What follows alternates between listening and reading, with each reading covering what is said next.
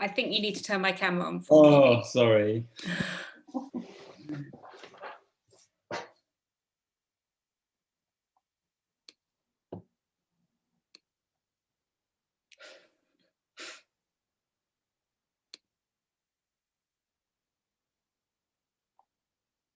Aha, great.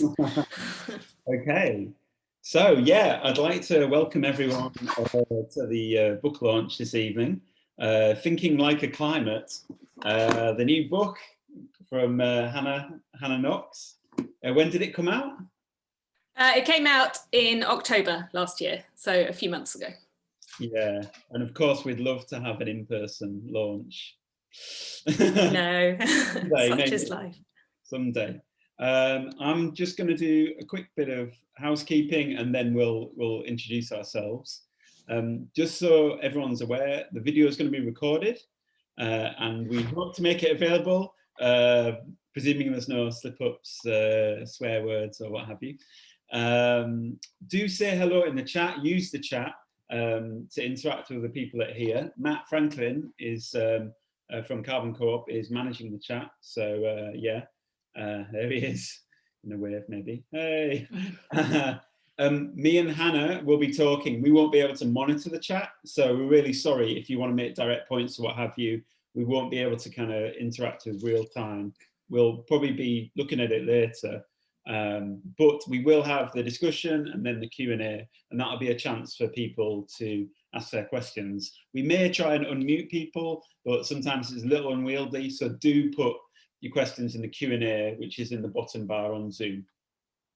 So yeah, we'll have a discussion and then we'll have plenty of time for your questions, and the cut-off's 7 o'clock.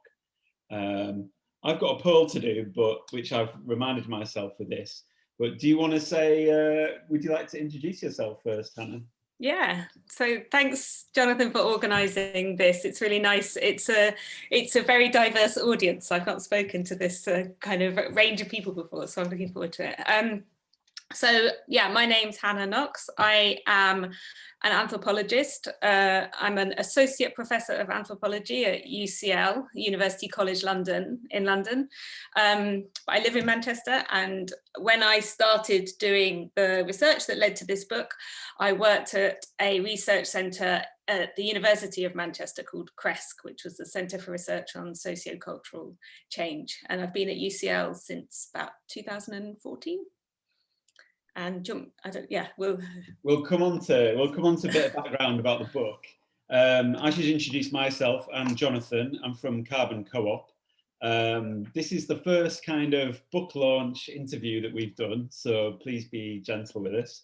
My background is in biological sciences, in ecology, so I don't have a background in anthropology, but I found the book really accessible for someone from a non-anthropological background. But yeah, so I might make some slip-ups in some of the terminology, but I'm here as a layperson really, so don't judge me on that. And yeah, so we're gonna chat about the book, we're gonna have a quick reading, and we're gonna have your questions. But first, we'd like to ask you who you are. Quick poll. Just so we can gauge the audience here. So it should be up on your screens now. So how do you define yourself? Are you an academic, student, policymaker, an activist, a politician, a human, a non-human? We're very welcoming to people, which will become apparent in the context of the book.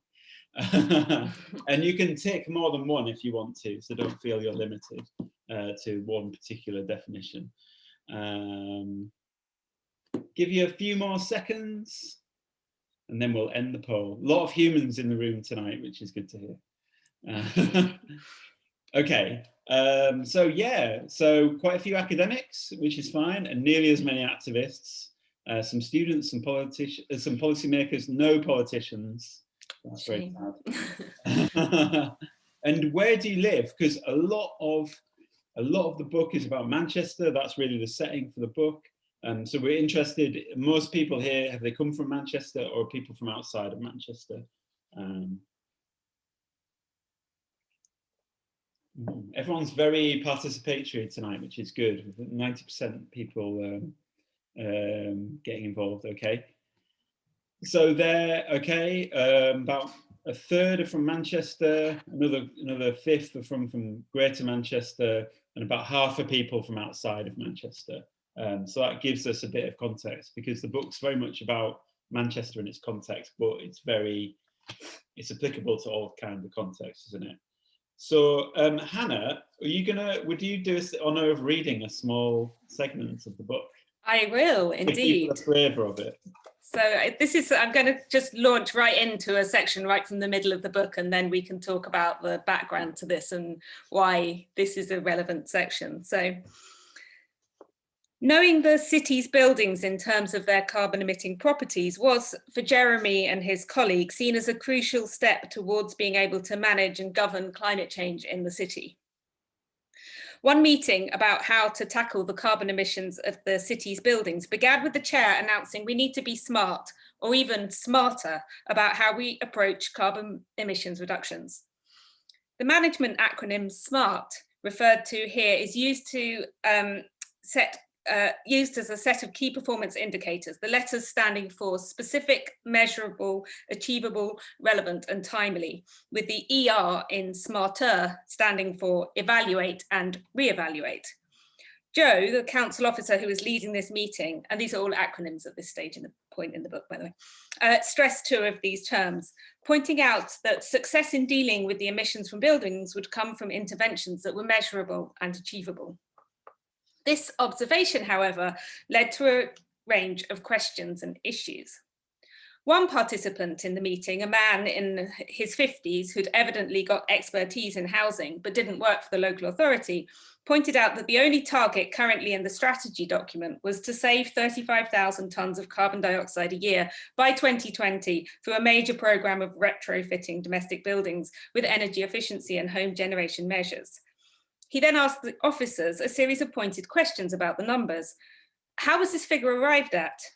No one could quite remember, but they were pretty sure it came from the 41%, which is the target for reducing carbon emissions within the city. What did 35,000 tonnes a year actually mean? Carbon dioxide emissions are cumulative, so was the aim to reduce carbon dioxide emissions by 35,000 tonnes and to sustain this over each year until 2020, or was the aim to create an additional 35,000 tonnes of reduction each year? People shuffled in their seats and looked at one another. They couldn't remember, but they would find out. And was the aim just to use technical measures to reduce energy use, or would this also include behaviour change as well? Again, there wasn't a clear answer. Even though these questions remained unanswered, the external participant did some quick of the back of the envelope calculations and suggested to the officers that if they were to achieve their targets, it looked as if they were going to have to commit to retrofitting about 11,000 properties a year. The officers present were evidently pleased by this number. One officer said he thought this was going to be a very helpful measure, but then pointed out that they didn't actually have any current figures for how much of the housing in the city had already been retrofitted. This was a piece of work they were aware they were going to have to do in order to know how they were doing and whether they were meeting their targets. As a discussion ensued, the importance of generating data on housing and retrofits became increasingly evident. When the conversation moved on to thinking about how to bring behavioural and cultural change about, a key concern that the officers raised was whether and how this could be measured and evidenced. While one person thought that advice on energy efficiency should be seen as, quote, the glue that pulls it all together, others worried that this would be vague and quite hard to evaluate. One officer said there were actually precedents for measuring the effectiveness of advice, to which the external participant responded, what do you mean? Like so many pieces of advice equals so many tons of energy saved? Something like that, the officer responded. The conversation ended with a discussion about how to bring together these different forms of measurement. One problem was that there was no common monitoring system for all these different activities, just lots of bits of data in lots of different places. Everyone seemed to agree that some kind of common monitoring system was needed, although they were aware of the risks of simply compiling all the data in one place, as it would one would just end up with a massive spreadsheet. This prompted the wry reflection the strategy might need to come up with an origami-style supplement to deal with all these complexities. In the end, it was agreed that another piece of work needed to be done across Greater Manchester about how to manage all this data, as, quote, "it's very important that we're reporting the right metrics." So I shall stop there. Fantastic, thank you, Hannah. I think that excerpt really neatly summarises, or it gives a really good insight into the kind of content in the book, and like you were figuratively really right there in these meetings, and it also gives a sense of some of the challenges that policymakers face in the middle of this, you know, in terms of tackling climate change, which is kind of about the whole point of the book. But do you want to maybe just start by telling us like how you ended up in those kinds of meetings? What was the research that kind of informed this book? What was it? What was involved? Yeah, so the research was, in some respects, what we'd like call classic anthropological research. So in anthropology, we use kind of a mixture of methods, but basically all hangs around something called ethnography. And I remember explaining it when I contacted people from the local authority who were working in the environmental strategy team, and using the language, I think it was in the media at the time, the idea of being embedded in an organization. I think like there were journalists embedded with like the army in the Gulf, and there were these, so I said I'd like to be embedded in the council. This kind of somehow translated I think what ethnography is. But I mean, basically ethnography is really trying to spend time with people in their everyday work, in their everyday lives, and trying to see things from their point of view. So that involved going to meetings, doing interviews, shadowing people in their everyday work, sort of being taken to the places where they went rather than deciding myself where I was going to end up with the research, and really following a kind of network of relationships of people around the city. So I didn't really know at the beginning of the research who I was going to end up speaking to, or how that was all going to unfold. But over what period of time was the research conducted? Is this a few years, or how long? So the main period of research was over about 18 months, but then it kind of rolled on. So that was in the early 2010, so to about 2012, 2013. But I've been carrying on with this research in one way or another, sort of ever since then. And the last main period was in 2017. So it's quite a period of time actually that you were embedded, so to speak. And did these people, are they quite, you know, when you're sat in these meetings, are they kind of looking at you? You're the woman with the notepad and, you know, a bit like askance, or do you just blend in with the furniture? Oh, it really depends. Sometimes it's I know like quite a lot of people had experience of ethnography. I remember speaking to people who were working at the council who had done like undergraduate degrees in geography, and they'd done ethnography as part of their degree, and like them being kind of like a little kind of uncertain about being the subject of ethnography when they'd been trained to be the person doing ethnography. So I think it always is. It can be a bit of a kind of awkward position to be in, to have someone like writing stuff and like what's somebody writing, but that's the lot of the ethnographer, I think. Fair enough. So in terms of this book, what, you know, or the research as well, why did you embark on it? Why did this subject attract you? Does it link into other things that you've done? What were you trying to achieve with it?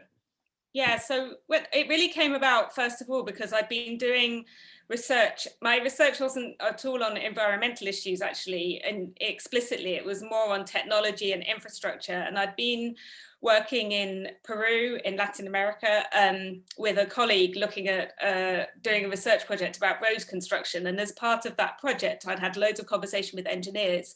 And then coming back to Manchester and thinking about what I wanted to study next and what infrastructure kind of projects were happening in and around Manchester, I started having some conversations with engineers here. Firstly, people working for Arup, and around like some work that they were doing on kind of digital modeling of the city, and they were interested in how to make their models persuasive, and they were interested in talking to social scientists about how to make these digital models persuasive. And one of the things that they were modeling was the carbon emissions of buildings, and thinking very much about the greening of the city and creating different kinds of imaginaries of the city going forward. So I started to become interested in the way that climate change was emerging as a preoccupation for the city. And one reason I was interested in that was because 10 years previously, I'd done a PhD looking at the post-industrial redevelopment of Manchester. And that had been all about the digital industries and how digital technologies could create new forms of work and new forms of economy. That was very much a kind of celebratory vision of what the city could be. And then here was climate change, like really disrupting that and posing some really profound challenges about the future and what that could look like. So that's where I became interested in the work that was going on in the city around climate change. And I suppose the reason I wanted to do the project was because in the research on roads, a lot of the focus of that had been on the unforeseen consequences of infrastructure projects. So how do they affect people, and how do they shape the relationships between different groups of people, local communities, the state, engineers. And I was interested in sort of in the process of trying to tackle climate change in an urban environment, what were the social issues that were at play? What was it changing? How was it affecting people? So that was the question I started with. And those interactions really come out in the book. Would really like to unpack the phrase thinking like a climate, but maybe a place to start would be this conception, which I'd never come across before until reading the book, of the idea of a hyperobject, and climate change as a hyperobject. Could you just quite simply unpack what a hyperobject is in this context? So yeah, the idea of a hyperobject is like associated with a philosopher called Timothy Morton, and he, you know, in some ways it's quite a complex idea because it's about a kind of rethinking of the whole foundations of Western philosophy, but in a really, so it's hard to do a kind of basic version of a hyperobject. But I think the key point that the concept of a hyperobject is trying to get at, so hyperobjects are things like global warming, is that the way that since the sort of Enlightenment, philosophy has approached knowledge about the world is that it's separated out like acts of knowing, which is what human beings do, and then the world out there, which is known. So if you imagine like a map of the world, kind of puts the world onto a piece of paper and then we can see it as an object, or a globe creates the world, or as a thing that can, you can almost hold in your hands. Hyperobjects are kinds of processes and objects that you can't step outside. So there's no kind of viewpoint from which you can see a hyperobject. You're always in the hyperobject. And so in Timothy Morton's book, he writes this kind of very philosophical text, but he writes it in quite a personal way. So he's quite a lot of it is about like his own personal experiences, which is a bit strange for a philosophy text, but he does that because he's sort of trying to make a point that you can't be outside something like climate change, or you can't be outside. I think that coronavirus would be a good example of a hyperobject. We're all in it, like where's the vantage point from which you can see it? It's sort of, there isn't a place from outside that you can see it. And that this is kind of profoundly unsettling in terms of how you actually can then try and write about that thing and know that thing. Yeah. So I think I saw a resonance between the idea of the hyperobject as it was being talked about in philosophy, and then some of the things that people like Kevin Anderson would say in his talks about climate change, where he would often say to academics or to politicians or to people working in local authorities, look, it's not that there's people out there who need to do something about climate change. Like, we are the people who need to do something about climate change, because like as climate scientists, we're the ones making climate change. So there's no separation between what the science is looking at and what the scientists are doing. And that's quite unsettling, and I think quite, was one of the things I wanted to reflect on and talk about in the book. and you can see the implications of that sort of filter through the book.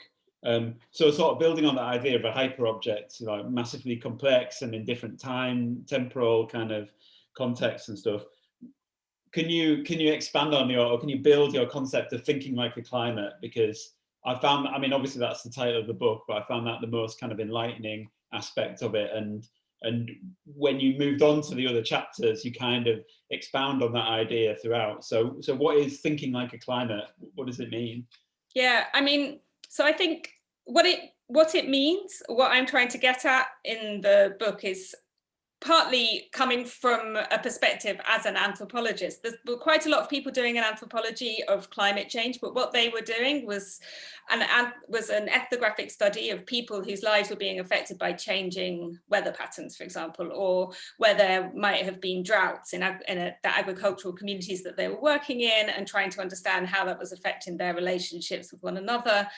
But when I was looking at climate change in Manchester, it wasn't weather. It wasn't really an environmental phenomena that was something that you could sense and feel in the everyday. There might be moments where it kind of felt like maybe you were feeling climate change, but so I started to kind of really have to think about, well, what was climate change in this context, and what was it that people were kind of grappling with, and that led me to kind of really spend quite a lot of time trying to understand climate science and climate modeling, and trying to understand the implications of what happens when you take into account the relationships that climate science makes visible. So through climate models, which are kind of huge computer models that gather data from all around the world and that are constantly being recalibrated and work with statistical projections about futures, like how was that then kind of disrupting or affecting how people were thinking about what a city was, or where the borders of a city were, or how you could manage or how you could govern a city. And what it seemed to be was that the thing that people were struggling with was how to change a whole way of thinking to take into account those relationships that climate science was putting on the table. And so I started to kind of think that it's actually that people were having to think in climatological terms. They're having to actually rethink everything in terms of climate rather than in terms of, for example, sociological categories like poverty or wealth or growth, or some of the things that have like framed the way that cities have been managed and governed. And was there implications around kind of the human and the non-human? And you reference a book like a Forest Thinks, I think was the book. And so is your kind of what you're trying to talk about in this book, is it around trying to break down some of those sort of conceptual barriers? Yeah, definitely. And I think so I was really influenced by a thinker who was sort of very maverick. He was an anthropologist, but he was also a biologist, called Gregory Bateson. And he really worked at the kind of boundaries between ecological sciences and social sciences, and really kind of tried to do away with a lot of the way that modern disciplines separate those things out into separate realms. And in his work, he comes up with or uses the language of ideas as a way of explaining the relationship between things and how they kind of take patterned form. And he doesn't make a distinction between like the role that people play in that, and that thoughts are like human ideas, and the role that material substances play in that, and that those would be kind of the domain of natural sciences. He actually is trying to kind of unfold and unpack how patterns emerge through a kind of interplay between humans and non-humans, or between thought and matter. So that was also kind of very influential in trying to think about, or trying to use this language of like thinking like a climate. So thinking wasn't just something that humans did, it was a kind of way of describing a set of relationships that are kind of material and human at the same time. Yeah, I thought it was really interesting, like part of it.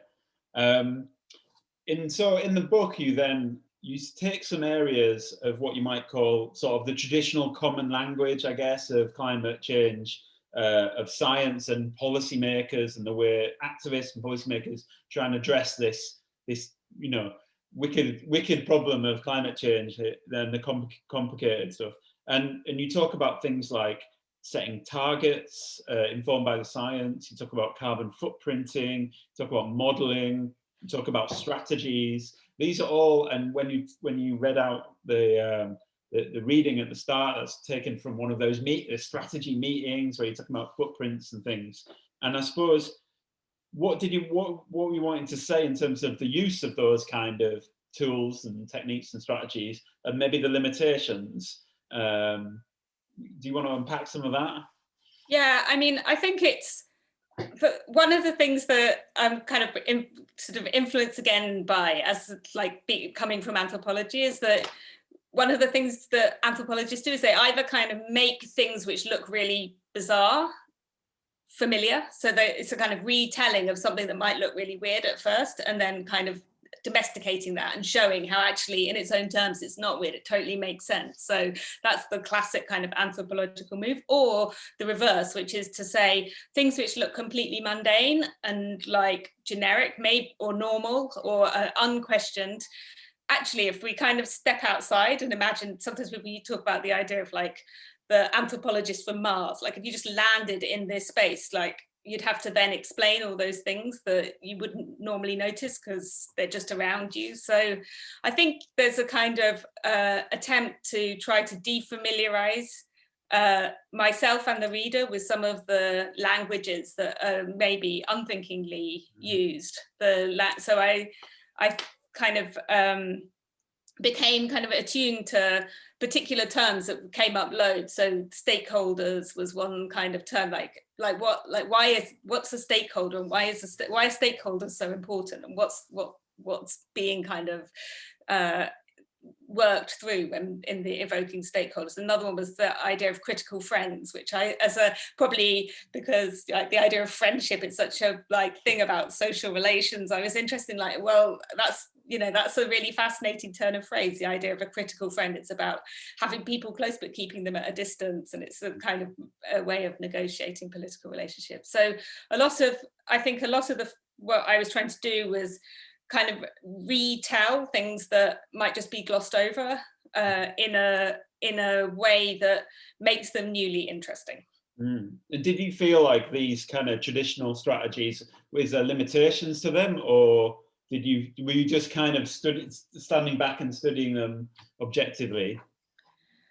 I think I was led by the fact that a lot of people I spoke to expressed that there were limitations to them. So I didn't go into this research kind of with a view to being critical or like saying that people weren't doing things right. And I hope that I haven't done that, because I don't think that would be my place to do that. And I don't think people were doing things wrong. But I was interested in the points where people themselves expressed a frustration that either that they couldn't do more, or that they wish they could do things differently. So a lot of the conversations I had, people would like flip back and forth between saying, well, we're doing the best we can, but then we can't do more, but then we can't do more because other people aren't doing more, or conversations where loads of meetings and things I went to, people were quite frustrated about never being able to get beyond strategy, or the idea that it's much easier within a kind of bureaucratic setting to make a plan than it is to move beyond the plan. And I was interested in like, why is that? Why are people feeling that? What's constraining? The exploration of the action, the call to action, but the need for action within the strategy, and the action strategy, but then almost the action is always just out of reach. Yeah, I remember there was one of the things that I got involved in was a project that was part of a network of European mayors and called the Covenant of Mayors. And on the website of the Covenant of Mayors, there was a picture across the picture it said "Mayors in Action," and it was all these like pictures of mayors like doing action on climate change, and it just captured that really well. And I did line up the song, but I've lost it now. But you outline a fantastic song that was played at the European Parliament, which is which is a very simple song, and I suppose you can see them in commissioning of it. So write a song about climate change, but it's a very interesting phrasing and the setting of the song. I don't know whether you just want to quickly expound on that. Yeah, so the song was a kind of very European, kind of kitschy song about climate change, and slightly cringy, I think, in a way. But it was talking. I was just going to see if I could. I can't, because it's the exact turn of phrase. So it was really interesting. But it was trying to think about the future and how what we need to have done now in order to prevent a future that we don't want happening. And it was in a sense, the song is very banal, but it seemed to capture something of the kind of temporal conundrum that climate change puts on the table about how do we know, how can we know now if we've done enough in the face of a future that isn't exactly a prediction, but it's a sort of like a portent of what might be about to face us. Yeah, it's a song that says it's sort of set in the future, and it says we did what we needed to do, but it doesn't say it kind of doesn't say what we needed to do. No, exactly. We need to do something. So you then go on to talk about some different ways of what you might say thinking like a climate, and you talk about eco homes, both council run and individuals, and vernacular engineers, people that have learned the craft and are then becoming delivering eco homes for other people. There's a really interesting discussion on climate activism, which is kind of conceptualizes activism in a very different way that perhaps people are used to. And then you also talk about open source energy monitoring, which is where Carbon Co-op comes into it a little bit. So how do you feel these different kind of quite unique and interesting strategies reflect that thinking like climate kind of idea? Yeah, so I think it was a kind of, in a sense, that's a kind of background story in what I was writing about, that I still kind of think a lot about, which is about scale. And I think in a sense, the book moves from a position of like looking at climate models that start with the global scale. And so climate change as this hyper object, as this thing that exists in these computer models, but it's also manifest in material relations.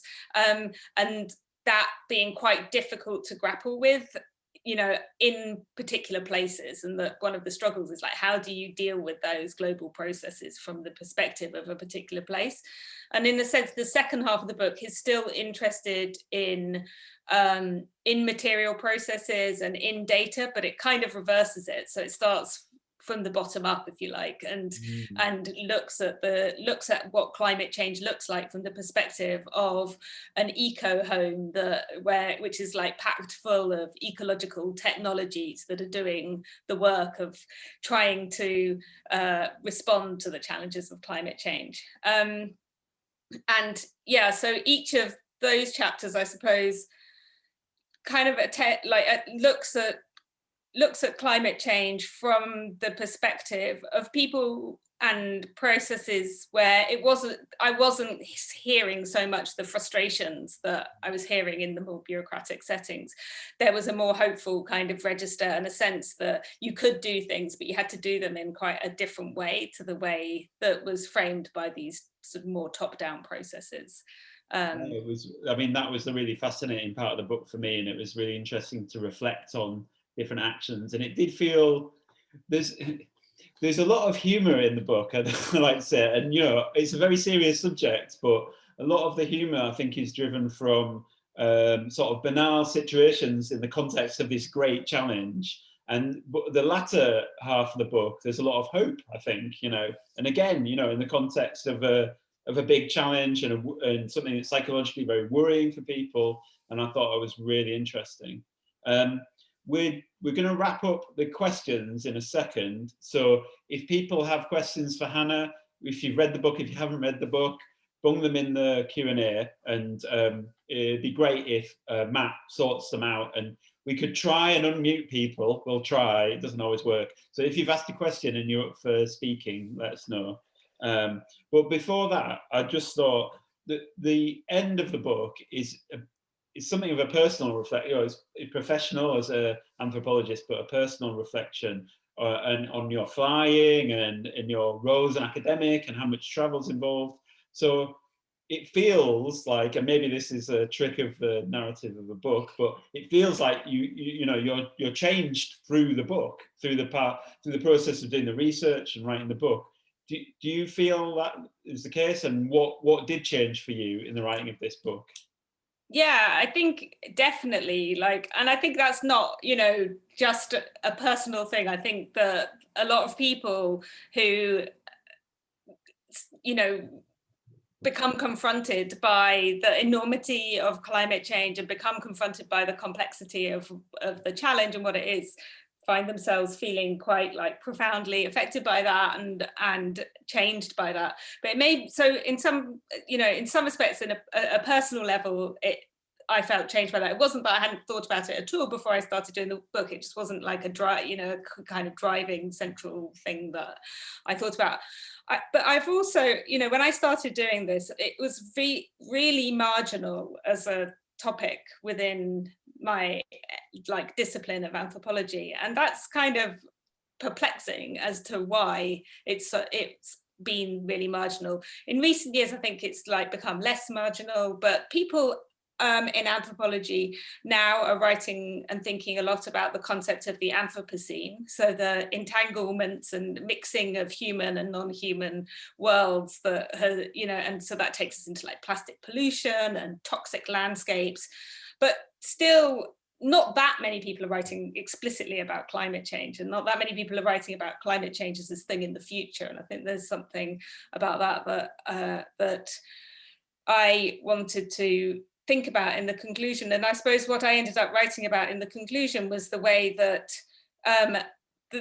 I think, maybe going back to the idea of hyperobjects, that anthropology is kind of operated in this domain of talking about people and what they think, and not really paid that much attention to the conditions within which that anthropological knowledge is also being produced. So as I was flying to conferences and feeling really guilty about kind of going on 10 flights a year and not knowing what to do about it, and among other things, it just started to make me really reflect on the material foundations of our own knowledge, how all the things we don't think about that sustain the way we come to know the world and how that gets legitimized. And so I've just started to have a lot more conversations with people, and then that opens up all kinds of things about questions of inequality, questions of access to kind of knowledge spaces, and you realize that there are particular reasons why certain people have big carbon footprints and other people don't, and that's not dissociated from why some people can access and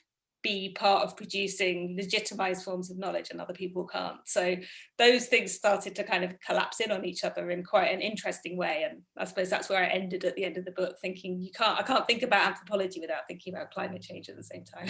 It's interesting. Maybe you could put a carbon footprint on your knowledge production. Well, I'm a part of a project now at Trent University in Canada, which is called the Low Carbon Methods Lab, and it's all about the carbon footprint of academic knowledge production.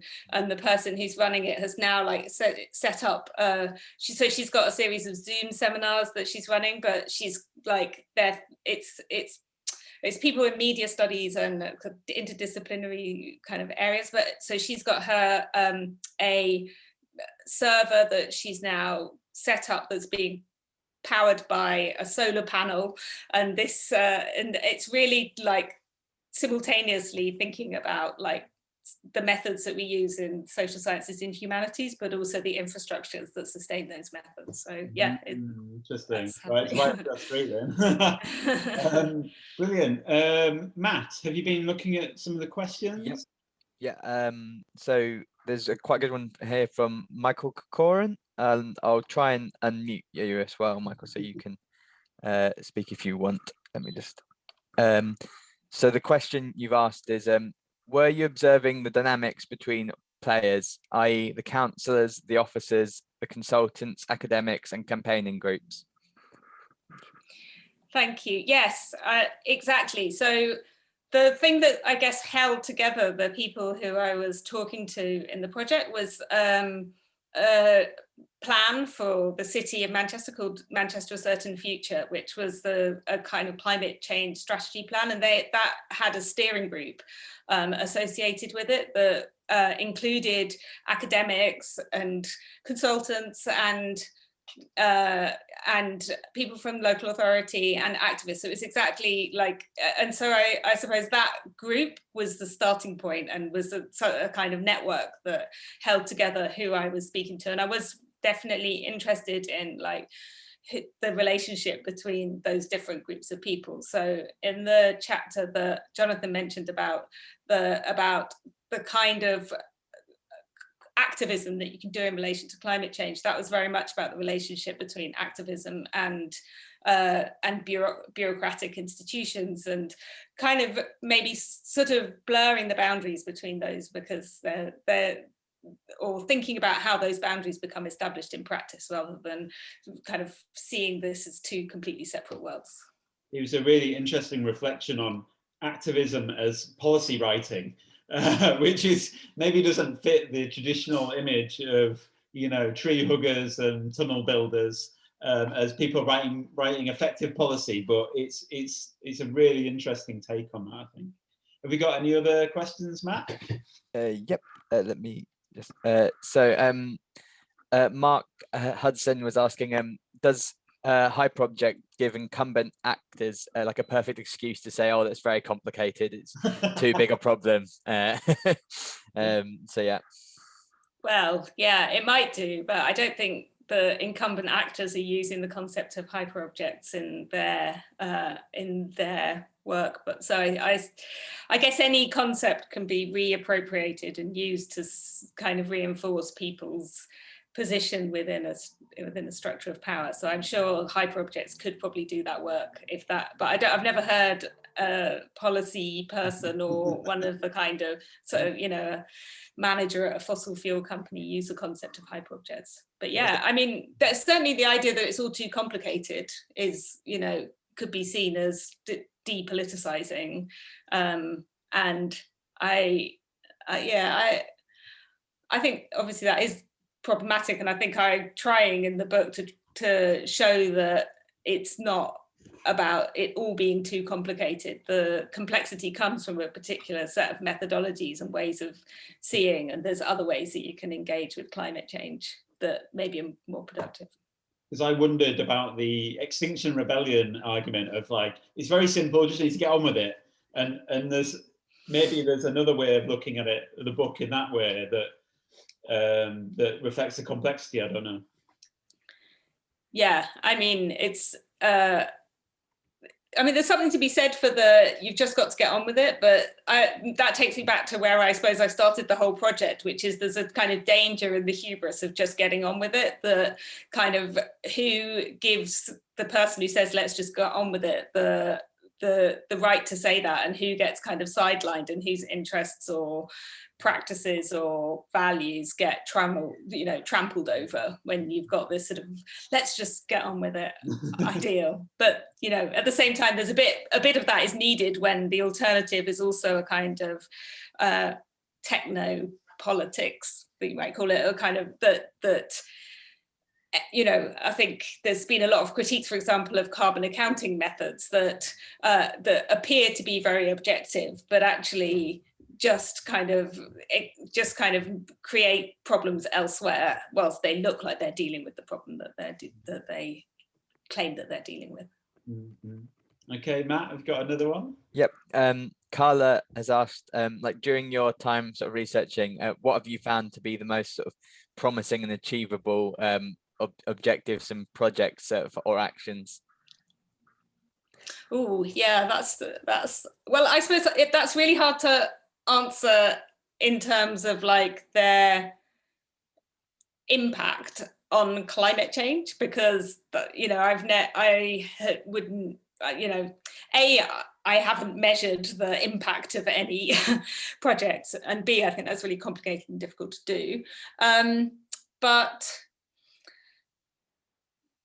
I suppose thing that seemed most promising, maybe the reason the second half of the book is like hopeful, is that that when confronted with the problem of climate change and then confronted with that at a kind of amenable scale, so at the level of the house or in terms of like your heating and things like that, it seems like there's I suppose this is what I write about in the last chapter, that it creates an opportunity for people to then kind of re-see the world that we live in and re-diagnose it. And we don't know, I don't think that anyone can say where that's going to lead or what someone will do on the basis of that kind of re-diagnosis of the world as one that is kind of confronted by climate change. But it seems to me hopeful that people have a capacity to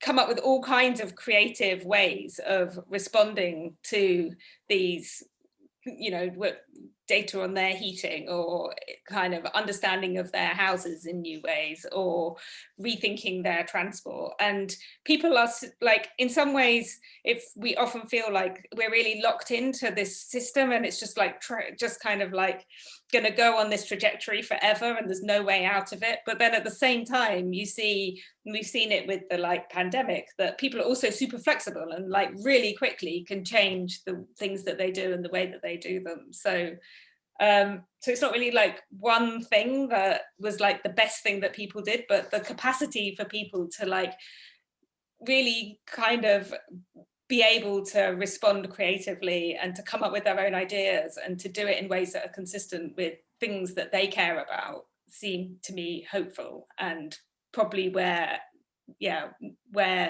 most change is likely to come from. Yeah, I must say, like, as a reader of the book, I found it really, and someone who's worked like on climate change, well, for nearly 30 years, like, I found it really useful. It's very reflective on what, you know, what my practice is and what I work on, and also very hopeful as well in an area which is often lacking in hope. Have we got any more questions, Matt? Yeah, there's a fair few. So. Okay. Danielle has asked, infrastructures tend to be invisible until they break down. Do you think the thinking like a climate mindset helps to reveal these dependent infrastructures in different ways? Yeah, so I think that's Daniel, who was at UCL and who did my infrastructure course. So I'm glad that he's asked me a question about infrastructures. Yeah, infrastructures become visible upon breakdown is a kind of key trope within a kind of recent literature on infrastructure. Obviously, infrastructures are also super visible in other ways. So there's like, in some ways they're like spectacular, you know, and in other ways, like in other, you know, many parts of the world, infrastructures are endemically broken, and like, so they're super visible because they just don't work ever. But in terms of climate change, I think this kind of diagnostics is like unpacking the things that we don't really think about around infrastructure, and recognizing that there are really fascinating and important and interesting histories to the fossil fuel infrastructures that we have that structure our lives, that somebody made choices about at some point in time, and they are the like product of human kind of societies, and they could be different. And so yeah, I think that thinking about it in terms of infrastructure is generative. We did this a couple of years ago with the Carbon Co-op, an energy walk, where we tried to think about the history of electricity infrastructure in Manchester. And it was really like fascinating to, you know, after having done this research on climate change, so much stuff that I was not aware of around the history of electricity, and even like how the contemporary energy infrastructure works and its complexity and what happened when it became privatized. So I definitely think there's a role for a focus on climate change also being about really unraveling and kind of maybe re-grasping those infrastructures that haven't really been forced to look at and think about until recently. Probably got time for a couple more. There's a good one here, I think, that sort of encompasses two questions that have been asked. Yulia has asked, like, how do you think learning about the physical climate, for example, climate models, has helped you understand the issue from an anthropological perspective? And that's from someone there, a climate scientist who tries to look at the issue from a different angle. Ooh, okay, yeah, that's a really good question. I can't even imagine how I could have done this without trying to understand the science of climate change. But I suppose the reason is not because the science kind of floats above the context that I was looking at. It was more that it was the kind of graphs and models of projected future climate change were really potent objects in the social context that I was doing research in. So in order to understand what people were thinking about and why they were preoccupied and why they were concerned, they were engaging with climate science. So of course, it made sense that I needed to engage with climate science in order to understand how those kind of projections had meaning for people in their everyday lives. So I suppose it's a kind of, I get asked about, I also have a kind of another hat of doing work on like digital technologies. And I think I often get asked similar questions about if you're studying like complex systems, if you're studying kind of data infrastructures and things, as an anthropologist, you need to know the technical stuff to really understand like the social implications. And I think you do have to, you do have to understand something of the science or of the technical infrastructures or that you're looking at. But what you then, how you make a choice about doing that depends on the context that you're working in. And in this context in Manchester, it was the science coming out of the Tyndall Centre in particular was like really, really relevant to what people were trying to do. So it required looking at it. And I think the interdisciplinary stuff really comes out from this thinking like a climate idea is bringing together all these different kind of disciplines. Mm-hmm. Have we got time for one more question? Maybe two? Yeah. Sure. Damien's asked, can an anthropologist make claims about which types of society better manage their resources in terms of environmental damage? So thanks, Damien, for that question. No, I think it is a straightforward answer because I think the problem with that question is that it depends whose version of better you're working with. So most anthropologists are super kind of relativistic about, which means that, you know, we're always trying to see things from the perspective of the people who we're doing work with. So there isn't really a kind of meta position from which you can judge whose system is better and whose system is worse. It's better for one group of people and maybe not better, and another system might be better for another group of people. I mean, the challenge, and I suppose one of the things that I've really like grappled with in this book is when you have something like climate change, which is going to affect everyone in the coming years, can you still retain that kind of relativistic position of saying, well, that this means that, you know, this way of looking at things is fine, you know, makes sense for this group of people, and this way of looking at things makes sense for this group of people. And is there ever a moment at which you just have to step out of that and say, no, this is a real crisis, and actually there's a kind of bottom line where we can judge like this system is better than that system? And I'm somewhere between the two. Okay, I think we're going to have to wrap up. One way to do that, it would be great to hear what you plan to do next. Like, are you working on something radically different? Are you going to take forward this work? What are you going to do? I'm slightly kind of in between things at the moment. So I think that the work around, so there's a couple of things I'm interested in. I'm really interested in these questions of scale and like how like problems of, you know, we've got a lot of kind of discussion about net zero, for example. How does that manifest at different kinds of scales? How is that like, how does that look from the perspective of people who are modeling, you know, working with kind of energy systems models, and then how does that look on the ground when somebody's trying to like live a net zero lifestyle? And I think like often there's a language of like scaling, that you could just scale up and you can scale down, and that's a sort of seamless thing. But actually I think producing that sense of scale takes quite a lot of work, and I'd be really interested to know more about like how things are made to scale or not scale. So that's one thing I might end up thinking about, you know. And then the other thing is around like electricity and energy, and I'm interested in kind of taking things in that direction, looking more, go back maybe more to the infrastructure side of things. So yeah. I think that's one of the things I was going to throw in there about scale, because I know that policymakers, you hear it all the time, and from activists, you know, from everyone, it's like scale. How do we make scale?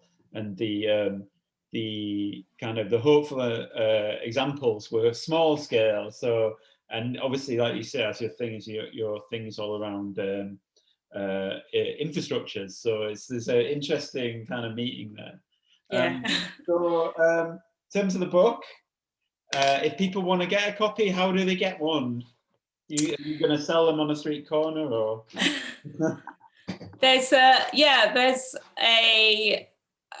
web, I mean, there's a website you can get it from, which is the publisher's website in the UK, which is called Combined Academic Publishers. Yep. Or you can buy it from all good bookshops. You can buy it from bookshop or not from Amazon, if you're going to do that. But also I just want to say thanks. I know there's a few people here in the audience, maybe people who haven't spoken, who were involved in the research and who helped me out. And I just really want to say thank you to people who helped make this happen, because it was completely like dependent on massive goodwill from loads and loads of people. So thanks if there are people, you know, for you know who you are. Yeah, there's a few I can see in the list, definitely. And and thank you very much for like sharing the expertise and the knowledge, and it's so important to get these ideas out. Really, really appreciate it, and really appreciate your time. Thank you very much. And thank you for organising. So we'd love you, before people go, well, a couple of things. Well, this should be available on the internet, and we'll put a link out, and also a link to the bookshop as well, publishers, to put this if you want to buy it. We're also, this is the first kind of ideas-based kind of webinar we've done as Carbon Corp. Well, maybe every webinar has got an idea in it, but more kind of grappling with ideas and philosophy and strategy and that sort of thing. So if people would like to see more of that, please let us know, and please suggest people you'd like to see us talk to.